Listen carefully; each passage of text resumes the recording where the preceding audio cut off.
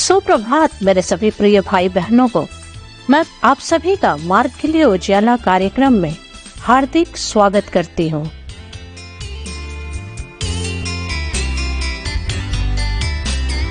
यह कि तुम स्तुति करो, उसकी करुणा सदा की है। प्रभुओं के प्रभु की तुम स्तुति करो, उसकी करुणा सदा की है।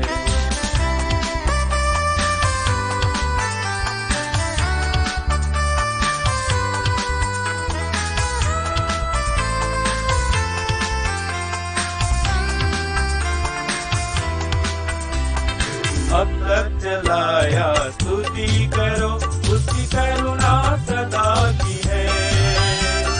अब तक चलाया स्तुति करो, उसकी करुणा सदा की है। आगे भी चलाएगा स्तुति करो, उसकी करुणा सदा की है। उसकी करुणा सदा की है। जहाँ की तुम स्तुति करो, उसकी करुणा सदा की है। प्रभुओं के प्रभु की तुम स्तुति करो, उसकी करुणा सदा की है।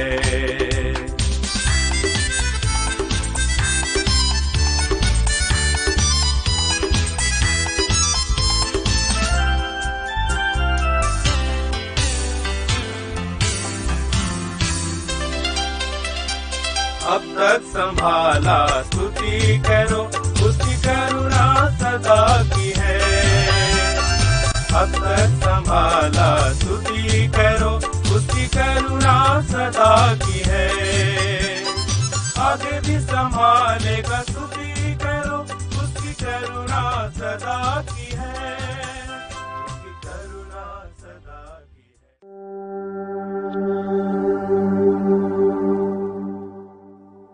आइए इस नई सुबह में हम परमेश्वर के पवित्र वचन को सुने, जो हमें मिलता है इफिसियों की पुस्तक अध्याय 4 पद संख्या 4 से 7। एक ही देह है और एक ही आत्मा, जैसे तुम्हें जो बुलाए गए थे अपने बुलाए जाने से एक ही आशा है। एक ही प्रभु है, एक ही विश्वास, एक ही बपतिस्मा, और सबका एक ही परमेश्वर और पिता है, जो सबके ऊपर और सबके मध्य में और सब में है। पर हम में से हर एक को मसीह के दान के परिमाण के अनुसार अनुग्रह मिला है। परमेश्वर अपने वचन पर आशीष दे। आमीन।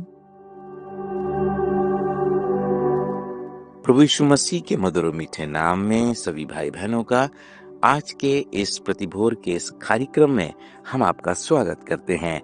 परमेश्वर का धन्यवाद देते हैं कि उसने हम सबको जिंदों की जमीन पर सलामत रखा और हमें इस नव दिन में, एक नए दिन में और एक नए सप्ताह में प्रवेश करने का प्रभु ने हमें यह अनुग्रह दिया। मेरे प्रियो, जैसे कि आज एक बार फिर से परमेश्वर हर दिन जिस प्रकार से हमसे बातचीत कर रहा है, आज के दिन भी वो अपना संदेश हम तक पहुंचाना चाहता है। तो आइए थोड़ी देर हम अपना ध्यान अपने परमेश्वर के वचन पर लेकर चलें। जैसे कि अभी इफिसियों की पत्री उसका 4 अध्याय और उसके 4 पद से लेकर 7 पद तक पढ़ा गया। तो यहाँ पर पौलुस इफिसियों की कलीसिया को कुछ लिख रहा है।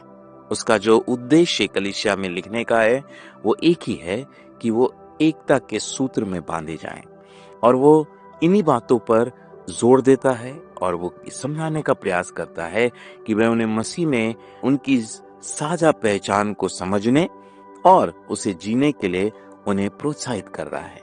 मेरे प्रियो, अगर हम इफिसियों की इन पत्रियों में देखें तो यहाँ पर 7 विषयों के विषय में वो बात करता है, जिसमें कि एकता की भावना का प्रकाश डालता है। और वो कहता है एक ही शरीर, एक ही आत्मा, एक ही आशा, एक ही प्रभु, एक ही विश्वास, एक ही बपतिस्मा, एक ही परमेश्वर और पिता। हाँ मेरे प्रियो, जैसे कि ये परमेश्वर हमें बताना चाहता है कि हमारे पास एक ही परमेश्वर है और हम उस पिता की संतान हैं।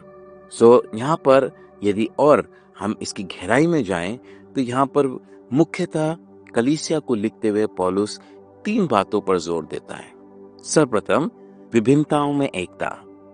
अगर हम देखें तो कलीसिया में विभिन्न विभिन्न प्रकार के लोग होते हैं, तो भी वो चाहता है कि कलीसिया के जितने भी लोग अलग अलग व्यवसाय से या अलग अलग भाषी से आते हैं, तो वो एक मनता के साथ परमेश्वर की आराधना करें। और वो सिखाने का प्रयास करता है कि मसीह में वे अपनी साझा पहचान में एकजुट हो जाएं। दूसरी बात, वो साझा पहचान, विश्वासी मसीह में अपनी साझा पहचान को साझा करते हैं, जो धार्मिक, संस्कृति और सामाजिक आर्थिक सीमाओं को पार कर देती है। हाँ मेरे प्रियो, परमेश्वर हमें ही सिखाता है कि हम चाहे किसी भी समुदाय से क्यों ना हो, हम किसी भी संस्कृति से क्यों ना हो, पर जब हम मसीह में होते हैं तो हमारी पहचान केवल एक होती है। और अंततः जो तीसरी बात यहाँ पर पौलुस सिखाने का प्रयास कर रहा है वो यही है कि हम सभी का एक ही साझा उद्देश्य है। हाँ मेरे प्रियो, जैसे कि वे कलीसिया को उस उद्देश्य को समझाने का प्रयास करता है कि जिस परमेश्वर ने अपनी महिमा में उस स्थान को छोड़कर वो पृथ्वी पर आया, वो इसलिए आया कि हम जो विभिन्न विभिन्न लोग हैं, हम परमेश्वर के उस उद्देश्य को समझें, और उद्देश्य ये है कि उसका राज्य आए। हाँ मेरे प्रियो, इसी विचार को लेकर हम परमेश्वर के सेवा में जुटते हैं। इसी विचार को लेकर आज परमेश्वर चाहता है कि हम सब एक मन हो सकें। यही कारण है कि प्रभु का वचन कहता है, क्या ही भली और मनोहर बात है कि भाई लोग आपस में एक मन रहें। एक मन रहने का अभिप्राय क्या है? हाँ मेरे प्रियो, अगर हम देखें तो एक मन रहने का अभिप्राय यही है, चाहे हम विभिन्न ही क्यों ना हो, पर हम प्रभु में एक हैं। और यदि हम प्रभु में एक हैं तो हमारी सेवा, हमारी पहचान, हमारी एकता और हमारा उद्देश्य ये सब समान हो जाता है। तो प्रभु का धन्यवाद हो कि उसने हमें समान होने के लिए बुलाया है, उसने हमें एक साथ एक मन होने के लिए बुलाया है। तो क्यों ना हो कि आज हम एक बार फिर से एक मन के साथ प्रार्थना के साथ हम प्रभु के चरणों में जाएं। आइए हम प्रार्थना करें। हमारे जीवित अनुग्रहकारी प्रेमी दयावंत प्रभु, धन्यवाद धन्यवाद के साथ प्रभु हम आपके चरणों में आते हैं। धन्यवाद देते हैं, आपका प्रेम हमारे लिए अद्भुत है प्रभु, और उसी प्रेम में प्रभु हमने आपके उस प्रेम की अनुभूति प्राप्त की। और प्रभु जी, आज आपने हमें अपनी संतान होने का अधिकार दिया है, इसलिए प्रभु हम आपका धन्यवाद करते हैं। प्रभु जी, हम विशेष प्रार्थना करते हैं, हम जो विभिन्न विभिन्न स्थानों से हैं, हम जो विभिन्न विभिन्न संस्कृति से हैं, हम जो विभिन्न विभिन्न रूप से प्रभु जी हम अलग अलग स्थानों से आते हैं, तो भी प्रभु जी आपने यही चाहा है कि हम एक मन हो सकें। और प्रभु जी, आपका वचन ये भी सिखाता है, एक मन की प्रार्थनाओं को प्रभु आप सुनते हैं।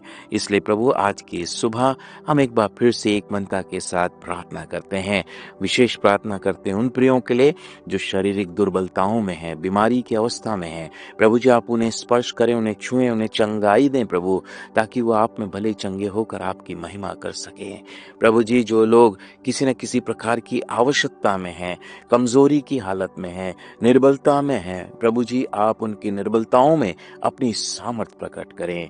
और प्रभु जी, यदि किसी परिवार में कोई क्लेश है, समस्याएं हैं, परेशानियां हैं, उनका प्रभु आप निवारण करें। विशेषकर प्रभु जी, जिन परिवारों में आपने जवान बेटे बेटियां दिए हैं प्रभु, यदि वो नौकरी की तलाश में हैं, तो प्रभु आप उनके लिए एक उपाय करें। प्रभु जी, यदि कोई शादी के लिए प्रभु अपने जीवन साथी की तलाश में है, प्रभु आप उनके लिए भी प्रभु इंतजाम करें, ताकि पिता परमेश्वर उनके घर बसाए जाएं और मसीह यीशु में उनके परिवार आशीष पा सके। प्रभु जी, हम इस देश के लिए प्रार्थना करते हैं, इस देश पर आपकी आशीष हो।